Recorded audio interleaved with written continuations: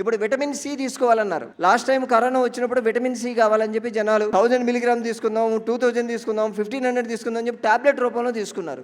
అవి ఏవి పనిచేయలేదు నిజం చెప్పాలంటే. అవి లోపలికి వెళ్ళి ఇంకాస్త కిడ్నీలు డ్యామేజ్ చేశాయి. ఎందుకంటే అది ప్యూర్ విటమిన్ సి. కానీ నిమ్మకాయ ద్వారా మీరు విటమిన్ సి తీసుకున్నారనుకోండి, నిమ్మకాయలో ఉండేటువంటి గుణం ఏంటంటే దాంట్లో విటమిన్ సి ఉంటుంది. కానీ ఆ విటమిన్ సిని బాడీకి అబ్జర్వ్ చేసి సెల్ లోపలికి పంపించేటువంటి మిగతా కారకాలు కూడా ఉంటాయి.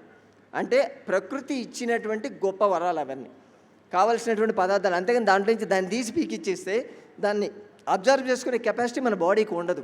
సైడ్ ఎఫెక్ట్స్ మొదలైపోతాయి. ఓన్లీ కాల్షియం ఇచ్చినా సైడ్ ఎఫెక్ట్స్. ఇప్పుడు చెప్పాను కదా, కాల్షియం అబ్జర్వ్ కావడానికి మిగతా వేరే రకాలు కూడా కారకాలు కావాలి. అవి కేవలం న్యాచురల్ ప్రోడక్ట్స్లోనే ఉంటాయి మనకు. అంటే పాలకూర కావచ్చు, తోటకూర కావచ్చు, మెంతికూర, బచ్చల కూర, ఏ ఆకుకూరలు తీసుకున్నా కానీ కాల్షియంతో పాటు దాని అబ్జార్ప్షన్ కావాల్సినటువంటి మిగతా మూలకాలు కూడా ఉంటాయి. కానీ బయట తీసుకునేటువంటి ఏ టాబ్లెట్లో కూడా ఉండవు. కాబట్టి ఇది చేయాలి.